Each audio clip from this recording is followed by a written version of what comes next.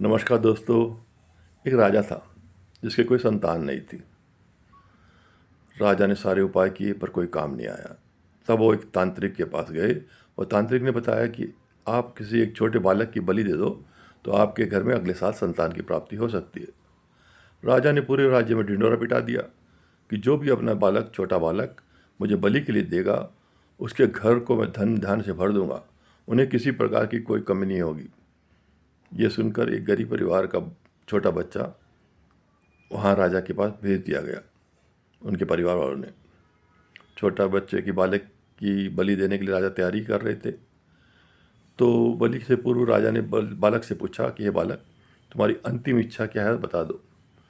बालक ने कहा, राजा मुझे कुछ गीली मिट्टी ला के दीजिए। गीली मिट्टी का बंदोबस्त किया गया। बालक ने उन गीली मिट्टी से 4 घर बनाए।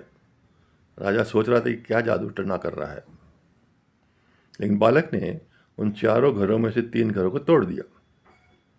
राजा ने पूछा, ये क्या क्या तुमने?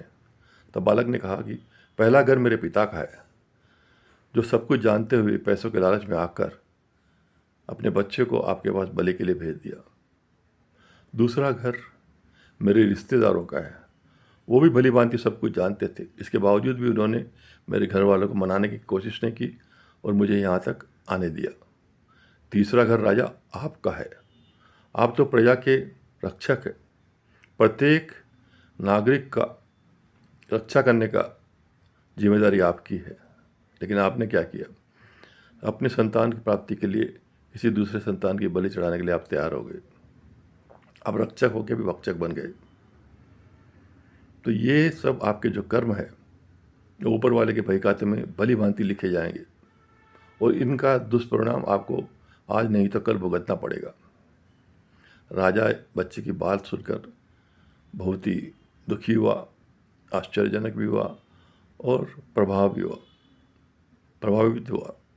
उसने बच्चे को गोद में उठाया और कहा कि तुमने मेरी आंखें खोल दी है।